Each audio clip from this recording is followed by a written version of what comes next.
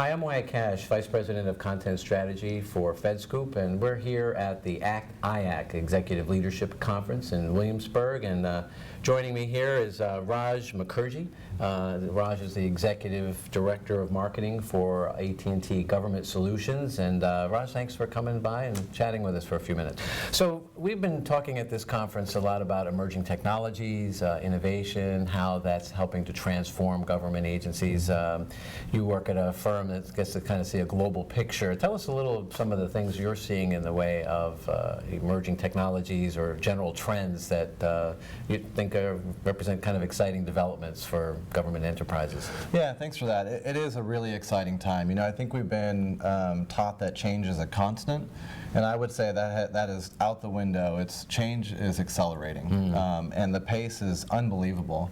So what we're seeing is what was okay and relevant a couple years ago just is not working. So one of the things we're focusing on as internally in our company, and then we're trying to extend these capabilities out, is something called software-defined network. So really, back in the day where you had a network, you'd have all this hardware and infrastructure, and everything was dedicated on each individual box that for a capability it did. The challenges with that is if a customer purchased some services, it could take days, weeks, even months to get the services in. So what we're seeing with putting that type of capability, the network capabilities in the cloud and back into the network as opposed to on a piece of hardware, is the ability to deliver services at an incredible speed. We're talking hours and days, and that's really revolutionary. So we're doing that back in our network, and one of the really fun, exciting things is we're enabling that capability out to both on the commercial side, and then we're working on it to deliver it for the federal side. It's something called Network on Demand. So literally, you can light up a node on your network, and you can do this within a couple days if the facility is already there. And then if you're going to have an event like ACT IAC and you're going to want to stream it, you can actually dial up the bandwidth on that day, and then pay for that, and then go ahead and dial it back down when you're not using that much bandwidth, say if you're streaming video or whatever type of content. So that's really exciting. That network on demand type of capability is really exciting, and it's something we're doing in our network to make it more efficient, cost effective, and then what's happening is our customers are benefiting from that type of technology. Another one outside of that is, you know, there's all these wonderful cloud providers, and one of the strategies we're trying to figure out is, okay, do we develop our own type of cloud, which we do, and we have a lot of success with it, but there's these other partners that we want to connect to. So people use AT&T for their actual virtual private network or their VPN. Now we can enable them to connect to the cloud partners privately. Because once you go over the public internet, you expose yourself for DDoS attacks and all these different things that hackers can try to get to your sensitive data. And so being able to have that cloud-enabled network is something that we're really excited about. It's something that we're seeing a lot of great success. So it's our NetBond product, and that capability, because obviously security is so paramount. You know, it's interesting.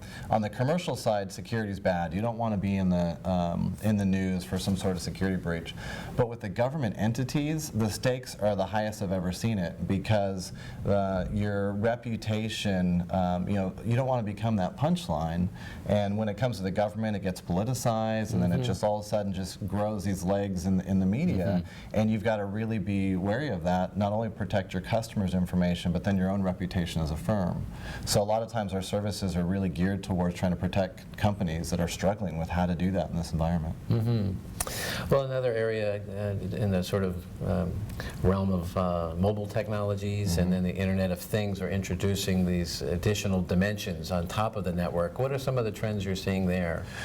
So connected devices and the Internet of Things has been an unbelievable change, I think, in the environment of how we look at the way companies do business. So we're looking at ways of enabling everything and anything and connecting it to the Internet. And the possibilities that brings is exciting, but it's also really challenging, because what's the benefit of getting data off a certain device or something that you want to enable and connect to the Internet? And then there's a security aspect of that as well. Is that sensitive data going to be shared somewhere that you don't want it to be? But the exciting thing is, I think the big data capabilities combined with Internet of Things. So if you go with me for a second, there's these millions of devices that are going to be connected to the internet. And it's almost like this metadata of, okay, we're capturing all that data. Where do you put it? How do you analyze it? How do you protect it? And then the most important piece is, how do you make decisions from that data? That's a challenge that a lot of large retail companies deal with, a lot of venues, a lot of companies that are dealing with logistics.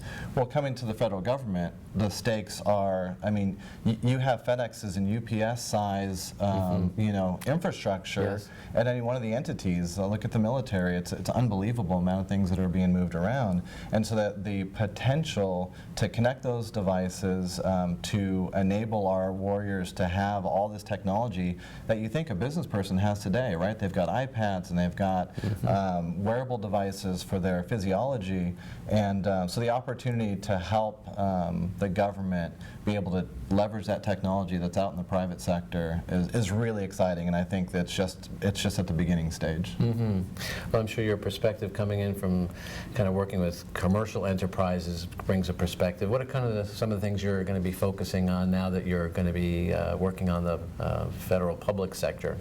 Yeah, and that's been, I think, a really exciting opportunity for me personally, because when you're helping the commercial side, it is exciting to go help these companies become more profitable and serve the end user.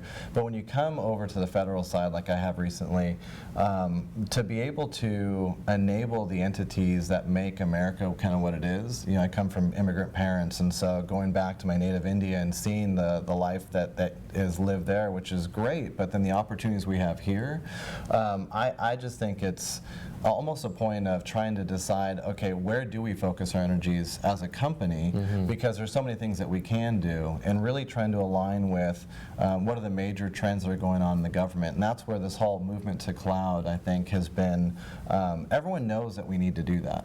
But being able to you know, help some of these government entities be able to accomplish that successfully, right? I mean, there's so many ways to do it, I think, where it doesn't actually give them the intended result, and it actually becomes a distraction. So that's one of the things that I'm excited about, because I get to help enable you know, all these wonderful entities that provide us the lifestyle and living that we get to do.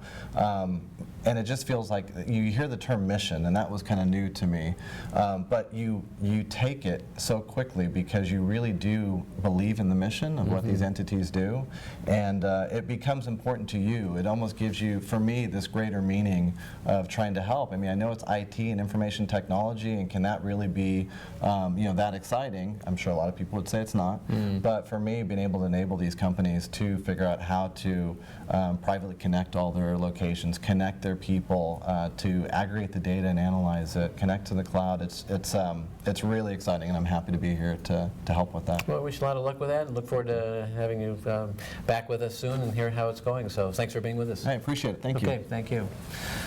I'm Wyatt Cash with FedScoop. For more coverage like this, tune into fedscoop.com. Thanks for being with us.